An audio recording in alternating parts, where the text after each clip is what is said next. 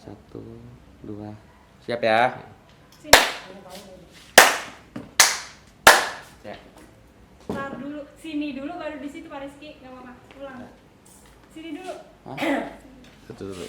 Ini mau langsung apa? Ini udah rekaman. Udah. Kaki. Tuh, dua, tiga.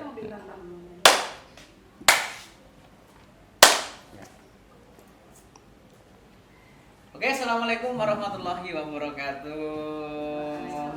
Waalaikumsalam. Alhamdulillah. Selamat siang para pecinta tim kreator Salipan. Pada siang hari ini, walaupun kita puasa Ramadan, tapi tidak menghalangi kita untuk beraktivitas semangat. Karena apa? Karena ya ini kebetulan biasanya kita yang lucu-lucuan ini coba yang agak seriusan gitu ya.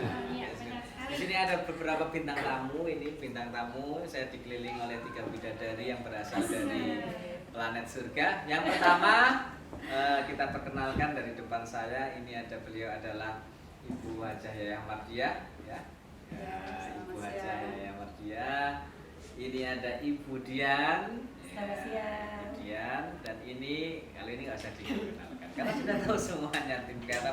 Ini adalah Miss Ayu atau Ibu Ayu. Selamat siang. Dan pada siang hari ini walaupun panas tapi hati kita dingin dengan acara demi acara yang cukup mantap ya. Di sini kita akan membahas tentang sosok seorang guru, teacher, seorang guru.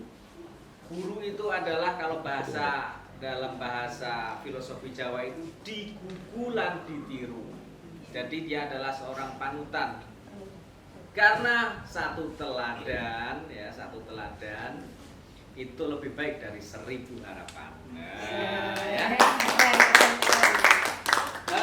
Untuk para pemirsa ya, ini kita luar biasa sekali. Kita akan langsung bertanya-tanya. Ini semua ibu guru semua ya, ibu guru ya, ibu guru semuanya. Kita akan mengitik-itik gitu kan ya, mengitik-itik apa saja sih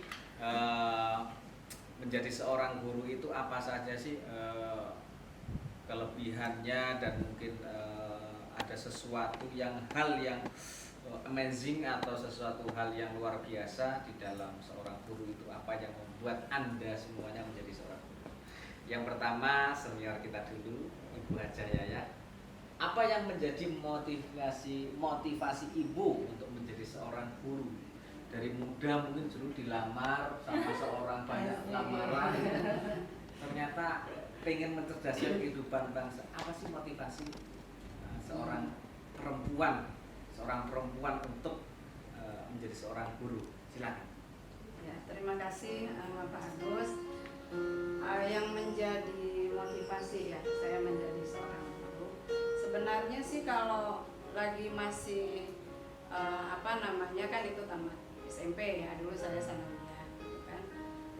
Sebenarnya belum punya cita-cita yang pasti gitu saya mau jadi apa, tapi ya dorongan dari kakak, karena kebetulan saya dulu tuh disekolahkan oleh kakak yang paling tua ya. Kemudian beliau mendorong saya untuk menjadi guru ya, saya terima, dan emang sekarang bisa. Ternyata kan pekerjaan guru itu pekerjaan yang sangat mulia ya, kita bisa mencerdaskan anak-anak bangsa. Kemudian lagi di samping itu guru ini kan kalau dilihat jam kerjanya itu tidak menyita waktu ya, apalagi kalau dulu zaman saya masih baru jadi guru itu ya jam 12 jam 1 kita udah pulang gitu. Tapi kalau sekarang memang agak lama ya waktu belajarnya, jam 3 sudah pulang. Tapi yang utama ya seorang guru itu merupakan suatu pekerjaan yang mulia. Setiap hari kita membagi ilmu ya kepada murid-murid, yang mudah-mudahan ilmu yang sudah diberikan kepada mereka bisa bermanfaat, bisa untuk dirinya juga, kemudian bisa juga untuk orang lain. Luar biasa. Dan kalau ini suami gimana suami? Kalau misalnya Bu Yaya misalnya sedang kerja mungkin ini, apakah suami juga guru ya Bu? Bukan. Oh, bukan ya. Dari swasta dulunya sih, kalau sekarang Tapi ada anak, ada yang ngurusin jadi guru. alhamdulillah nggak ada. Alhamdulillah nggak ada. yakin anak murid-murid itu banyak yang sudah sukses ya Bu ya? Anak murid gitu ya. Alhamdulillah ya. Ya, anak murid ya banyak banyak lah yang sudah sukses, diantaranya mungkin ada yang jadi kerja di perhubungan gitu kan, mungkin ada yang jadi dokter, ada yang jadi hakim juga ya. Alhamdulillah senang sekali gitu kalau dengar kabar gitu ya dari anak-anak yang sudah berhasil. Oke, terima kasih. Langsung kita ke Bu Dian. Nah ini Bu Dian ini yang masih muda. Ini dengar-dengar Ibu Dian ini termasuk muridnya Bu Haji Yayang. Iya, betul. Oh gitu. Ini murid saya. Itu waktu itu kan saya ngajar pertama tuh saya di SMP 138. Ya, kemudian ya ini Dian ini salah satunya murid saya yang dulu murid saya tapi sekarang nih jadi guru saya. Jadi guru ya. Tapi dulu bandel nggak Bu? Bandel nggak? Enggak sih. Oh. Aja. Kalau Jadi sekarang saya belajarnya sama dia ini. Oh iya. Terutama IT ya, dalam hal IT. Iya, Karena sekarang memang iya. ya kalau zamannya saya kan masih belum ada gitu. Jadinya banyak belajar lah dari dia. Dulu mungkin saya gurunya tapi sekarang dia dari guru saya. Ya mungkin kita mau tanya perbedaan pendidikan di sekolah zaman sekarang sama zaman dulu pas waktu Ibu Dian jadi murid, gimana perbedaannya apa? Ya terima kasih Pak Gus. Perbedaannya banyak ya. Mungkin karena sekarang juga ada pandemi ya, beda banget. Kalau dulu kan anak-anak tuh nggak tahu apa itu handphone ya. Kalau zaman saya mungkin jangan kan handphone, nggak tahu. SMS aja mungkin nggak paham. Telepon rumah aja kayaknya yang kalau bukan orang Wartel, berada banget ya, warung telepon. berada banget Ya. itu kayaknya nggak ada telepon rumahnya ya. Kalau sekarang kan anak-anak udah pegang handphone, teknologi lebih gampang mereka dapetin gitu. Cuman yang memang kalau zaman saya ngeliatnya karena saya lebih suka pendidikan zaman yang dulu ya daripada zaman yang sekarang gitu. Karena mungkin kita benar-benar guru itu benar-benar kita tiru banget gitu. Misalnya ilmu guru itu kita pegang banget gitu. Kalau sekarang kan banyak anak-anak nggak cuma dari kita gitu. Memang informasi lebih banyak mereka dapat, lebih mudah gitu. Tapi untuk pelajaran kayaknya lebih enak waktu saya zaman dulu ya, karena saya sampai sekarang pun masih ingat cara Bu Haji Yayang pengajar kayak gimana, guru-guru saya di SMP tuh ngajar seperti apa, metode mereka seperti apa masih saya suka terapkan ke sekolah ini gitu, di ngajar juga gitu. Jadi tapi lebih beda aja sih karena mungkin dulu belum ada gadget ya, teknologi belum maju seperti sekarang gitu. Nah, berarti ini suatu harus ada mix ya. Jadi mungkin dari dulu biar ini anak-anak biar strategi budian ya anak-anak biar lebih asik nih ya, zaman sekarang nggak harus tergantung dengan gadget. Apa yang sudah Budian lakukan selama ini anak-anak biar anak-anak itu biar terus belajar tapi belajarnya itu ya agak mirip-mirip lah. Kalau yang diterapi mungkin supaya tidak tergantung sama gadget ya, paling kita pakai metode yang zaman dulu kita ngajar dulu kayak bikin TTS kayak gitu kan, itu mereka tidak mesti pakai gadget, jadi mereka berpikir kritis dari buku ya, tetap dari buku yang kita ajarkan mereka tidak menyimpang dari itu. Kita suruh dari materi ini misalnya coba kalian bikin TTS 10 misalnya, itu guru-guru waktu saya zaman SMP itu udah minta saya buat itu, atau kita buat puisi yang tentang kehidupan mereka sehari-hari, jadi benar-benar jadi tidak ada beda dengan gadget juga, atau pantun kita ajarkan mereka pantun yang benar-benar spontanitas mereka di kelas gitu. Jadi memang sebisa mungkin sih memang di kelas kalau memang pelajaran nggak PJJ saya menghindari anak-anak itu memegang gadget gitu. Karena khawatirnya mereka lebih tergantung gadget ketimbang kita, salah satunya karena ya mohon maaf gitu, menurut saya kalau gadget itu memang dia bagus gitu ya, teknologinya karena yang apalagi Google, tapi mereka kurang mengajarkan. Di Google itu tidak ada cara mengajarkan saling menghargai gitu, tidak ada di situ, apalagi menghormati gitu. Jadi mereka sikapnya ke guru pun berbeda sama waktu saya sekolah dulu, itu perbedaannya. Makanya sebisa mungkin anak-anak itu kalau di kelas kita kurangi gadgetnya kalau memang pas PPKM sekarang ini gitu. Ya, kalau di sekolah itu kan harus karakternya, sikapnya itu kan di situ. Kalau di internet kan ada lah. Nggak pakai hati katanya kan. Kalau Kalau guru kan Budian beda. itu gimana caranya Bu Yaya sama Bu Dian bandel misal, tetap aja nyuri-nyuri main HP di bawah, itu gimana? Kalau- Dengan marah atau cuma dikasih tahu? Enggak juga sih ya. Dari awal kita sudah pas masuk kelas sudah bilang, tolong handphonenya dimasukin ke dalam tas. Dari awal kita sudah kasih perjanjian sama mereka gitu. Jadi sebelum kita mengajar, kita sudah ada perjanjian sama siswa yang pertama.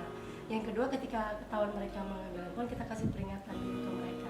Tolong handphonenya dimasukkan. Gitu.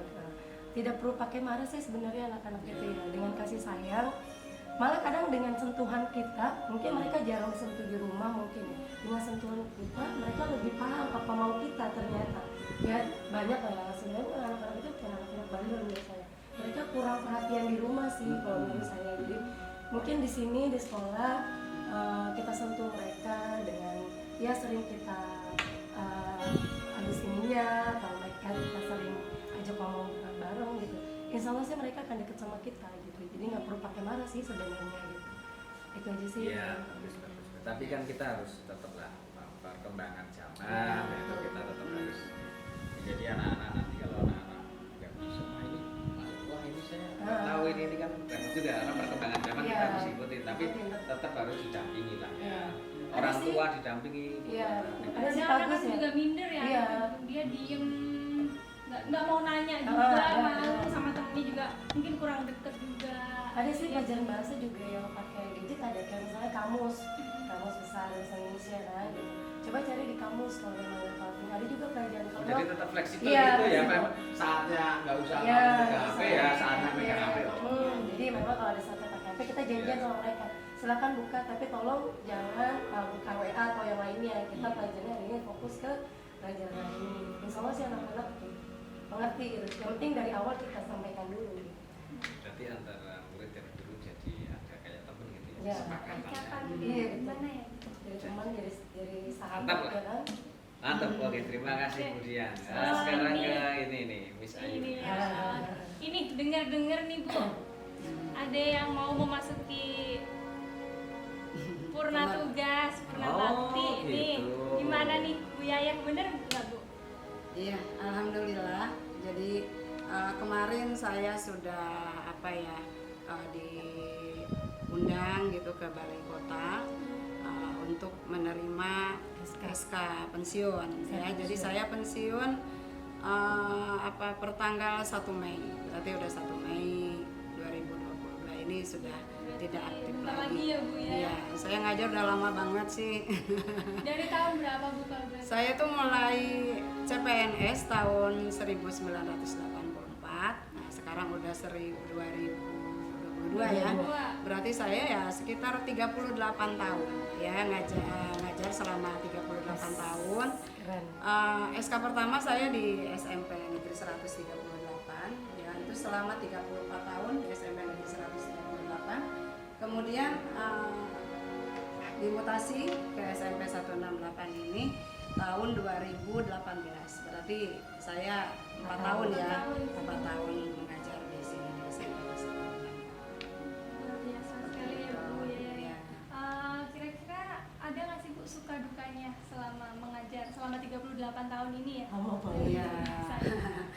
Pastilah ya, pasti ada suka dukanya. Banyak sukanya gitu. Banyak Mungkin sukanya ya, tapi banyak sukanya.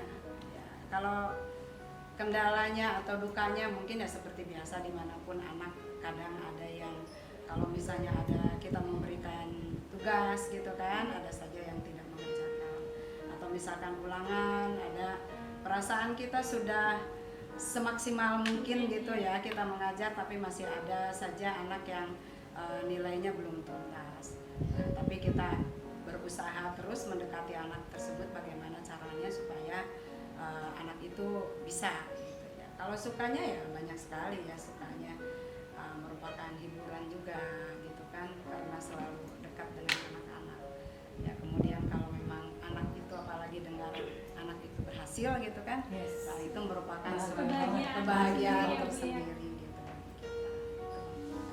Iya. Tapi di dalam suka dan dukanya itu dulu pas waktu awal-awal itu ya, mungkin sampai meninggalkan suami, kadang kita sampai kalau pas acara kegiatan gitu kan, sampai anak juga kadang anak sendiri ya Bu ya, Iya. kadang pas waktu kecil juga malah waduh ini anaknya orang malah gitu, anaknya sendiri kadang lupa gitu ya. Sampai-sampai kita aduh ini pilih mana antara tugas sebagai seorang, karena perempuan ya, mohon maaf, karena perempuan itu kadang di antara dua pilihan, seorang perempuan yang bekerja mengabdikan diri kepada negara untuk mencerdaskan kehidupan bangsa, itu seorang perempuan beda sama laki-laki ya. Kalau laki-laki kan emang kita harus cari duit lah ya. Cari duit. Tapi kalau perempuan itu bukan hanya uang. Kalau perempuan itu mengabdikan ya, dia itu memilih dan menyeimbangkan antara suaminya, antara anaknya, dan antara keluarganya, itu harus memang seimbang. Karena dia sudah mengorbankan semuanya, ya mengorbankan pekerjaannya untuk para siswa-siswi. Mungkin para pemirsa, seorang guru ya itu sangat mengorbankan waktunya, bukan hanya waktu pribadinya, tetapi waktu dari keluarganya, suaminya, anak-anaknya, mungkin orang tuanya, mungkin bayang, dikorbankan semuanya hanya untuk anak-anak siswa. Ya mungkin kita, saya pribadi, Bu Ayu sendiri, mungkin juga sebagai seorang murid ya, dulunya seorang murid ya, sebegitunya kita kalau mencaci seorang guru itu adalah haram intinya ya, itu tidak etis untuk kita. Marilah sama-sama mungkin dengan seorang sosok Bu Haji Yayah ini yang sudah 38 tahun, mungkin kisah suka dan duka. Mungkin kalau saya sih, kalau seorang guru itu dukanya mungkin enggak bakalan ditonjolkan. Tidak ada seorang guru yang menonjolkan dukanya kepada siswanya, itu enggak ada. Hanya sukanya di depan guru itu senang. Wah, bapak lagi sedih nih, lagi punya utang banyak. Oh, nggak mungkin ceritakan ke kamu. Pokoknya ada yang cuma ketawa seneng seperti ya. Mungkin itu saja mungkin dari saya sampai ya terharu karena kita juga seorang guru juga sama. Jadi kita di instansi juga sama. Oleh karena itu kita sama-sama membangun. Ya mungkin saya akan bertanya juga ini terakhir untuk Bu Ayu sebagai guru yang muda, guru yang energik, apa yang menjadi motivasi ke depan agar pendidikan di Indonesia ini menjadi lebih baik. Oke, terima kasih sebelumnya Pak Agus untuk pertanyaannya. Kalau menurut saya itu anak-anak harus ini ya, jangan ketergantungan dengan gadget. Mereka juga harus ini peduli dengan lingkungan, attitude mereka juga harus diperbaiki. Di rumah sosialisasinya dengan orang tua, dengan teman-temannya, dengan gurunya apalagi. Nah itu juga harus mereka tuh harus belajar tentang itu juga supaya pendidikan mungkin kalau kita pintar, anak-anak pintar, kalau mungkin attitude kurang kan juga sama aja gitu ya. Jadi untuk pendidikan dan attitude itu harus seimbang supaya pendidikan di Indonesia lebih maju lagi, lebih baik lagi ke depannya. Dan anak-anak juga alhamdulillah kalau nantinya bisa mereka hidup sukses ke depannya. Jadi gini, kadang bener Bu Ayu, kadang kita makan gitu, gadget ya, kadang minum gadget juga. Namanya sekarang Jadi kebiasaan. Mau apa-apa gadget, makan, minum pakai gadget. Jadi adab makan kan kita harus. Iya. Ya, jadi Ibu Haji Yayah yang pas ini purna pensiun, kami juga dari tim kreator Sanapan ya, direkturnya ini lagi sibuk, ini lagi kemana yang direktur kita Pak Dalnos dengan Pak Idris ini yang mungkin nanti akan mengucapkan langsung. Tapi yang paling penting adalah seorang guru adalah bagi kami adalah seorang pahlawan ya. Seorang guru adalah pahlawan, makanya setiap dari pahlawan itu sebenarnya bukan cuma pahlawan nasional, mungkin